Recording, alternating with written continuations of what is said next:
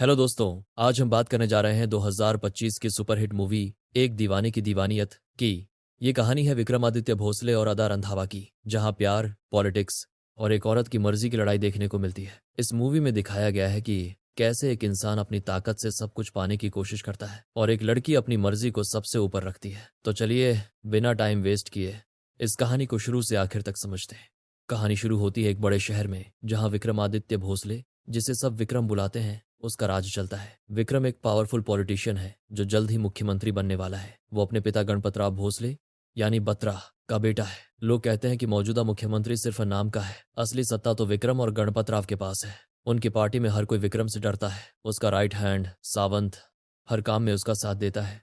सावंत एक स्मार्ट और वफादार आदमी है जो विक्रम के लिए कुछ भी कर सकता है।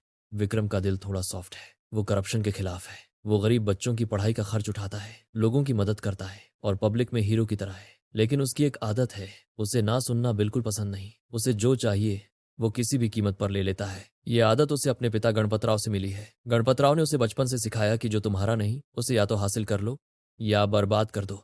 एक बार बचपन में विक्रम को अपने दोस्त का खिलौना पसंद आया। जब दोस्त ने उसे देने से मना किया तो गणपतराव ने ना सिर्फ वो खिलौना जला दिया बल्कि उस दुकान को भी बर्बाद कर दिया जहां से वो खिलौना आया था। इस तरह विक्रम ने सीखा कि जो चाहिए उसे पाना ही है। विक्रम की जिंदगी में एक दुख भी है। जब वो पैदा होने वाला था तो डॉक्टर ने कहा था कि माँ या बच्चा सिर्फ एक को बचाया जा सकता है। गणपतराव ने अपनी पत्नी को चुना, लेकिन वो मर गई और विक्रम बच गया। गणपतराव अक्सर विक्रम को ताना मारता है, तूने अपनी माँ को खा लिया। ये बात विक्रम को अंदर तक चुभती है। वो अपने पिता की हर बात मानता है ताकि उनका अच्छा बेटा बन सके, लेकिन ये ताना उसे हमेशा परेशान करता है। एक दिन विक्रम की पार्टी के कुछ लोग उसके खिलाफ साजिश करते हैं। वो चाहते हैं कि विक्रम को सीएम की कुर्सी से रोका जाए। एक बड़ा बिजनेसमैन जो सरकारी कॉन्ट्रैक्ट्स चाहता है, इन लोगों को विक्रम के खिलाफ वोट करने के लिए उकसाता है। वो विक्रम को 5,000 करोड़ की रिश्वत ऑफर करता है ताकि उसे कॉन्ट्रैक्ट्स मिल जाएं, लेकिन विक्रम उसे इतना बड़ा दाम बताता है कि वो पीछे हट जाता है। विक्रम कहता है, मैं अपना ईमान नहीं बेचता। सावंत उन बागी नेताओं को उनके काले कारनामों से ब्लैकमेल करता है। वो उनकी गलत हरकतों की फाइलें दिखाता है। वो के साथ और डर के मारे वो विक्रम के खिलाफ वोट करने से मना कर देते हैं। उनकी साजिश फेल हो जाती है। विक्रम को लगता है कि दुनिया में कोई उसकी नींद नहीं उड़ा सकता। लेकिन फिर उसकी मुलाकात होती है अदा रंधावा से। अदा रंधावा एक मशहूर बॉलीवुड सुपरस्टार है। उसकी नई फिल्म रिलीज हुई है जो सुपरहिट हो चुकी है। उसकी फैन फॉलोइंग इतनी ज्यादा है कि लोग उसकी एक झलक के लिए पागल हैं। अदा सिर्फ खूबसूरत नहीं बल्कि अपनी मर्जी की मालिक है। वो अपने उसूलों पर डटकर खड़ी रहती है। एक बार एक डायरेक्टर ने उससे फिल्म में किसिंग सीन करने को कहा जो कॉन्ट्रैक्ट में नहीं था। अदा ने साफ मना कर दिया। वो कहती है, मेरी मर्जी के बिना कोई मुझे कुछ नहीं करा सकता। उसकी फैमिली उसे शादी के लिए कहती है। अदा की माँ और बहन कहते हैं, अब उम्र हो रही है, शादी कर लो। लेकिन अदा जवाब देती है, मुझे अभी शादी नहीं करनी। मेरी जिंदगी मेरी शर्तों पर जीऊंगी। एक दिन अदा एयरपोर्ट पर आती है। वहां फैंस और मीडिया की भीड़ उसे घेर लेती है। लोग चिल्ला रहे हैं, सेल्फी लेने की कोशिश कर रहे हैं। अदा परेशान हो जाती है। तभी विक्रम वहां होता है। वो भीड़ को हटाता है, अदा का हाथ पकड़ता है और उसे सेफ जगह पर ले जाता है। अदा उसे देखकर थोड़ा हैरान होती है। वो कहती है, थैंक यू। विक्रम खुद को इंट्रोड्यूस करता है, मैं विक्रमादित्य भोसले हूँ। अदा हल्का सा मुस्कुराती है और कहती है, हाँ मैं जानती हूँ। वो चली जाती है। लेकिन विक्रम के लिए ये पल जिंदगी बदलने वाला है। वो पहली नजर में अदा से प्यार कर बैठता है। विक्रम, जो पहले कभी फिल्में नहीं देखता था, अब अदा की तस्वीरें देखने लगता है। वो मैगजीन्स में उसकी फोटोज ढूंढता है, उसकी फिल्मों के बारे में पढ़ता है। उसे लगता है कि अदा उसकी होकर रहेगी। वो सावंत से कहता है, मुझे अदा से प्यार हो गया है, उससे मेरी मुलाकात करवाओ। सावंत हंसता है, लेकिन विक्रम सीरियस है। वो कहता है, मैं उससे शादी करूंगा। विक्रम अदा को अपने साथ एक आर्मी कैंप में ले जाना चाहता है जहां वो सैनिकों को मोटिवेट करने का प्रोग्राम रखता है। इसके लिए वो सावंत के जरिए अदा के सारे इवेंट्स और मीटिंग्स कैंसिल करा देता है। अदा को जब पता चलता है कि उसका पूरा हफ्ता अचानक खाली हो गया, वो हैरान हो जाती है। वो सोचती है, ऐसा तो कभी नहीं हुआ, इसके पीछे जरूर कोई साजिश है। वो विक्रम के इनविटेशन को ठुकरा देती है। उसे लगता है कि ये सब पब्लिसिटी स्टंट है और वो आर्मी को सिर्फ वोट बैंक के लिए इस्तेमाल कर रहा है। विक्रम अदा से मिलने जाता है। वो सच बोलता है, मैं ये सब अपनी इमेज बनाने और वोट पाने के लिए कर रहा था, लेकिन तुम चाहो तो मैं बिना मीडिया के कैंप जाऊंगा। अदा उसकी ईमानदारी से प्रभावित होती है। वो कहती है, ठीक है, अगर कोई मीडिया नहीं होगा तो मैं चलूंगी। वो जम्मू कश्मीर के आर्मी कैंप में विक्रम के साथ जाने को मान जाती है। इस सफर में विक्रम का प्यार और गहरा हो जाता है। वो अदा को बार बार प्यार भरी नजरों से देखता है। कैंप में सैनिक उनसे सवाल पूछते हैं। एक सैनिक विक्रम से पूछता है, आपको वोट क्यों दूं? सभी नेता वादे करते हैं लेकिन करते कुछ नहीं। विक्रम जवाब देता है, मैं वादे नहीं इरादे करता हूं, मुझ पर भरोसा करो। अदा से सैनिक पूछता है, आपने कभी प्यार किया? अदा कहती है, नहीं, मैं अपनी पर्सनल और प्रोफेशनल लाइफ अलग रखती हूँ। विक्रम से पूछा जाता है, आपने शादी क्यों नहीं की? वो कहता है, क्योंकि मुझे अभी तक सही लड़की नहीं मिली। फिर एक गेम में विक्रम अदा को प्रपोज करता है। वो कहता है, मैं तुमसे बहुत प्यार करता हूं, तो मेरे साथ शादी करो। अदा को लगता है कि ये एक्टिंग है। वो हंसकर कहती है, तुम अच्छे एक्टर हो। कैंप में एक सैनिक अदा को सांप से बचाने के लिए उसे धक्का देता है और दोनों गिर जाते हैं। विक्रम गुस्से में सैनिक पर चिल्लाता है, तूने मेरी अदा को कैसे छुआ? सैनिक बताता है कि उसने अदा की जान बचाई थी। विक्रम माफी मांगता है लेकिन अदा को उसका पजेसिव बर्ताव पसंद नहीं आता। वो गुस्से में कहती है, मैं तुम्हारी नहीं हूं। वो तुरंत मुंबई वापस जाने का फैसला करती है। विक्रम उसे रोकने की कोशिश करता है, कहता है, मैं तुमसे बहुत प्यार करता हूं, मेरे साथ शादी कर लो। अदा जवाब देती है, मेरे दिल में तुम्हारे लिए कोई जगह नहीं। वो उसे ठुकरा देती है। विक्रम को अदा की ना बर्दाश्त नहीं होती। वो अगले दिन अदा के घर शादी का शगुन लेकर पहुंच जाता है। वो अदा के मम्मी पापा से कहता है, मैं अदा से शादी करने आया हूं, तैयारियां शुरू कर दो। अदा की माँ, पापा और बहन सब हैरान हो जाते हैं। अदा गुस्से में आती है। वो विक्रम को डांटती है, तुम मेरी मर्जी के बिना ये सब कैसे कर सकते हो? वो उसे घर से निकाल देती है। लेकिन विक्रम कहता है, मैं तुमसे शादी करके रहूंगा, कोई मुझे रोक नहीं सकता। विक्रम की पार्टी के लोग अदा की फिल्मों का विरोध शुरू कर देते हैं। उसके मूवी पोस्टर फाड़े जाते हैं। एक प्रोड्यूसर उसे अपनी नई फिल्म से निकाल देता है क्योंकि उसे डर है कि विक्रम की ताकत की वजह से फिल्म नहीं चलेगी। अदा समझ जाती है कि ये सब विक्रम ने करवाया है। वो गुस्से में विक्रम के घर जाती है। वहां विक्रम ने अदा के स्वागत की पूरी तैयारी कर रखी है। वो कहता है, कार्य वजह से विक्रम की स्वागत की होरा से एक सारी बड़ी है। ये मेरा घर है, इसमें 6 कमरे हैं। सिद्धिविनायक से पुजारी आते हैं, तुम इसे अपनी मर्जी से सजा सकती हो। अदा और गुस्सा हो जाती है। वो कहती है, तुम्हारा घर चाहे 6 कमरे का हो या 600 का, मेरी ना ही रहेगी। वो उसे फिर ठुकरा देती है। अदा की बहन अपने स्कूल के बाहर विक्रम के कुछ गुंडों को देखकर डर जाती है। उसकी तबीयत बिगड़ जाती है। अदा को लगता है कि ये भी विक्रम की साजिश है।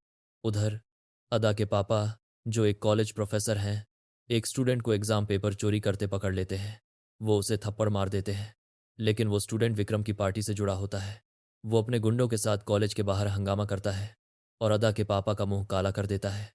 अदा के पापा टूट जाते हैं। वो अदा से कहते हैं, इससे अच्छा तो तुम विक्रम से शादी कर लो। अदा को बहुत गुस्सा आता है। वो सीएम से मदद मांगने जाती है लेकिन वहां उसे पता चलता है कि सीएम और कमिश्नर भी विक्रम के आदमी हैं। वो अदा को भाभी कहकर चिढ़ाते हैं।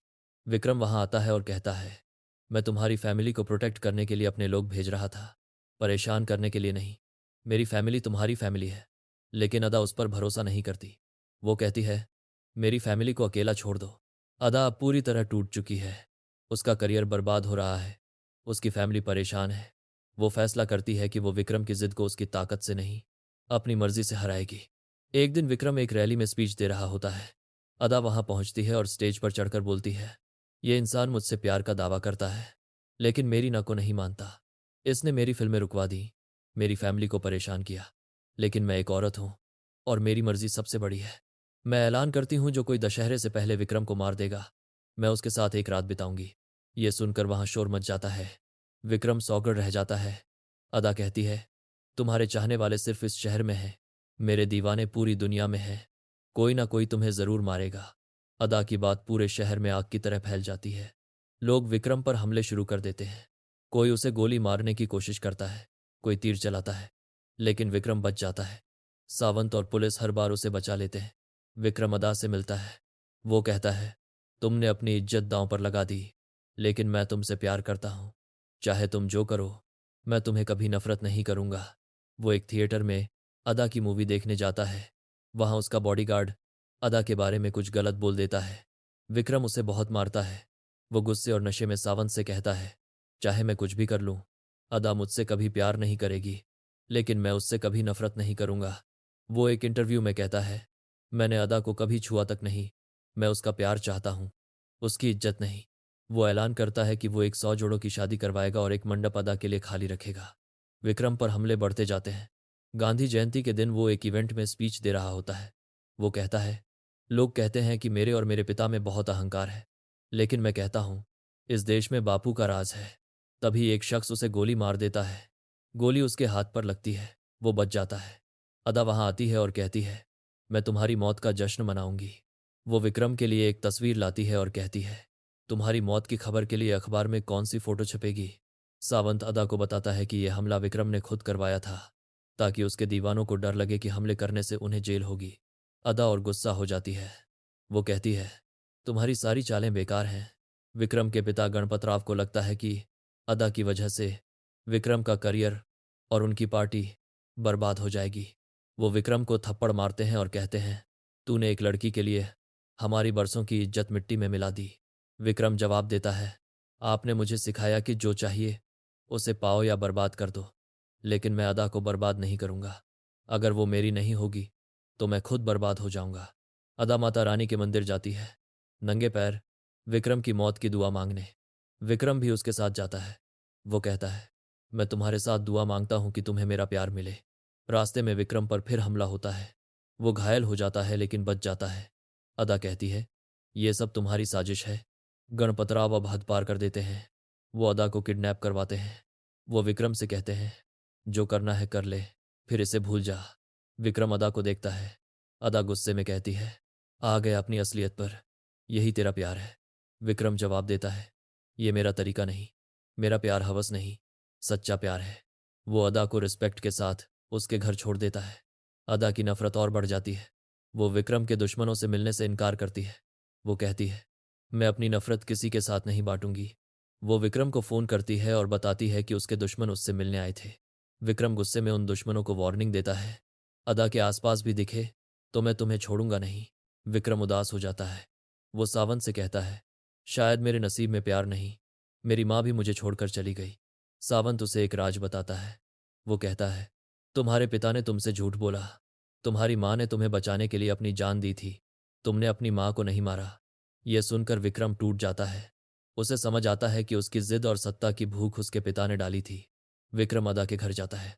वो कहता है, मैंने तुम्हारी मर्जी को नहीं माना, तुम्हारी फैमिली को परेशान किया। मुझे माँ का प्यार नहीं मिला, इसलिए मैं प्यार का मतलब नहीं समझ पाया।